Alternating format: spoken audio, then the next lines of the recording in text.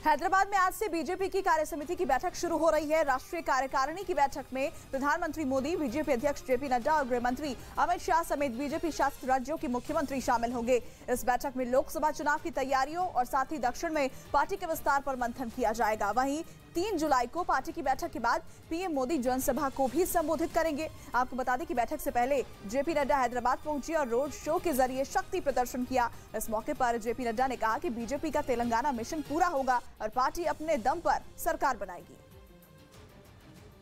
दिवालिया होने के कगार पर खड़े पाकिस्तान के सामने अब बिजली संकट की एक बड़ी समस्या खड़ी हो गई है। हालात इस कदर बिगड़ गए हैं कि वहां की टेलीकॉम कंपनियों ने मोबाइल और इंटरनेट सेवा बंद करने की धमकी तक दे दी। और जल्द ही इस संकट का समाधान नहीं ढूंढा गया तो पाकिस्तान में फोन और इंटरनेट सेवा पूरी तरह ठप हो जाएंगी। पाकिस्तान की टेलीकॉम कंपनियों का कहना है कि लगातार हो रही बिजली कटौती की वजह से उन्हें कई तरह की दिक्कतों का सामना करना पड़ रहा है।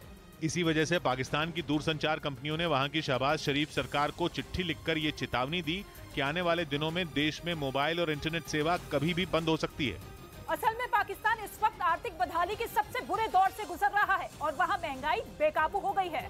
पाकिस्तान के पास न पैसा है और न ही उसके पास ऐसा कोई उपाय जिससे वो अपनी अर्थव्यवस्था को पटरी पर ला सके। हालांकि पाकिस्तान की सरकार महंगाई को काबू करने में जुटी है, लेकिन तमाम कोशिश के बाद भी वहां महंगाई बढ़ती जा रही है। आलम यह कि रोजमर्रा के इस्तेमाल वाली चीजों के दाम आसमान पर पहुंच गए और लोगों को बुनियादी चीजों के लिए भी जरूरत से ज्यादा पैसे देने पड़ रहे हैं। हालात इस कदर बिगड़ चुके हैं कि वहां आने वाले दिनों में भी लोगों को बढ़ती महंगाई से निजात नहीं मिलने वाली है। ऊपर से वहां के लोगों पर महंगाई का एक और बम तब फूट गया जब पाकिस्तान सरकार ने एक बार फिर पेट्रोल और डीजल के दाम बढ़ा दिए।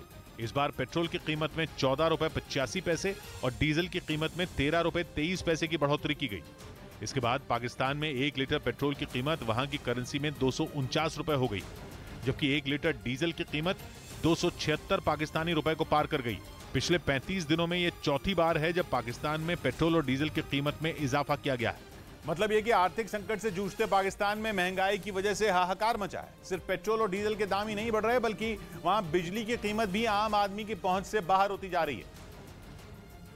क्योंकि करीब 1 महीने पहले ही पाकिस्तान की national electric power regulatory authority ने यह ऐलान कर दिया था कि जुलाई से पूरे पाकिस्तान में बिजली 7 रुपए 91 पैसे प्रति यूनिट महंगी हो जाएगी।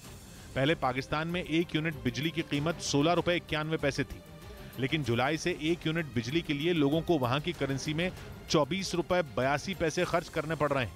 कुछ रोज पहले ही पाकिस्तान के प्रधानमंत्री शहबाज शरीफ ने भी देश को चेतावनी देते हुए कहा था कि जुलाई में उन्हें लोड शेडिंग का सामना करना पड़ सकता है।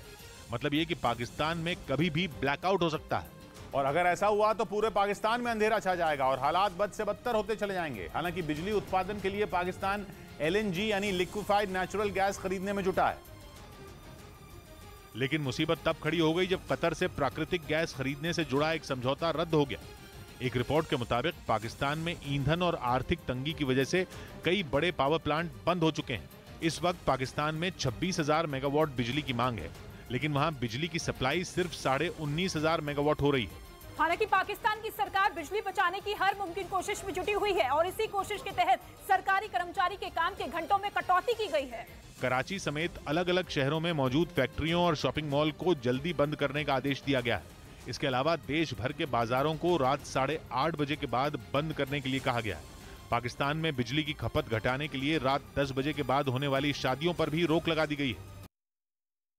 नुपुर शर्मा के खिलाफ सुप्रीम कोर्ट ने सख्त रुख दिखाया। बीजेपी की पूर्व प्रवक्ता नुपुर शर्मा को अदालत से राहत नहीं मिली और सुप्रीम कोर्ट ने उनकी याचिकाएं मंजूर करने से इनकार कर दिया। नुपुर ने देश भर में उन पर दर्ज मुकदमे एक ही अदालत में ट्रांसफर करने की अपील की थी। साथ ही अदालत ने भड़काऊ बयान के लिए नुपुर को फटकार लगाई और उन्हें उदयपुर हत्याकांड के लिए जिम्मेदार भी बताया।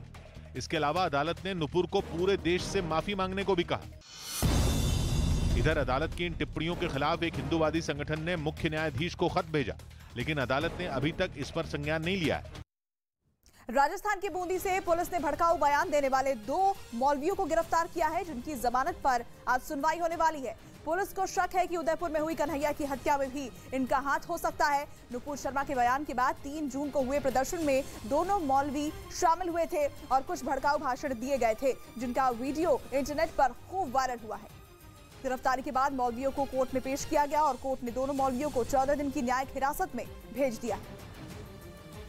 यूक्रेन की सेना ने ज़ापोरिज़िया इलाके में मौजूद रूस के एक हथियार डिपो को अमेरिका से मिली M777 हॉवित्ज़र से तबाह कर दिया। यूक्रेन की तरफ से यह दावा किया गया कि इस हमले में रूसी सेना को बहुत नुकसान पहुंचा और उसके कई सैनिकों की मौत हो गई।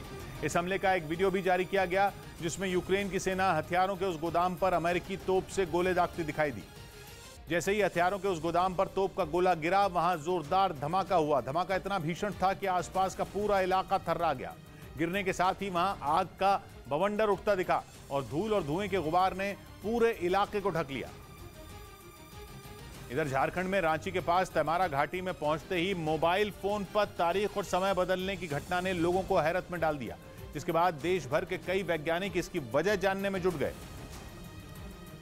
क्योंकि पिछले कुछ दिनों में उस इलाके से गुजरने वाले कई लोगों ने दावा किया कि उनके मोबाइल फोन में दिख रहा समय खुद आगे बढ़ गया। वो भी 1-2 मिनट नहीं बल्कि करीब 1.5 साल आगे बढ़ गया, जिसके वीडियो वायरल होने पर हड़कंप मच गया। खास पॉइंट पर एक स्ट्रेच है जहां पर इस तरह का टाइम जो है वो चेंज हो रहा है, मोबाइल में आगे का दिखा रहा है। लोगों के लिए हैरानी का सबब बन चुकी इस घटना का सबसे ज्यादा असर उस इलाके में मौजूद एक स्कूल पर पड़ रहा है, जहां की प्रिंसिपल ने दावा किया कि उनका स्कूल अचानक वक्त बदलने की वजह से ऑनलाइन अटेंडेंस नहीं बना पा रहा है, क्योंकि 2022 की अटेंडेंस दर्ज करने पर अचानक साल बदलकर 2024 हो जाता है। सारे स्टाफ और सारे बच्चों का अटेंडेंस बनने का है, लेकिन वह डेट चेंज हो जाने के कारण उसमें वो नहीं बन पाता है। वहीं किसी ने तैमारा घाटी में टाइम आगे बढ़ने की घटना को जमीन के नीचे मौजूद इलेक्ट्रोमैग्नेटिक फील्ड का असर बताया तो कोई इसे दैवीय शक्ति बताने लगा। हालांकि इसकी असल वजह वैज्ञानिकों की रिसर्च के बाद ही सामने आ पाएगी।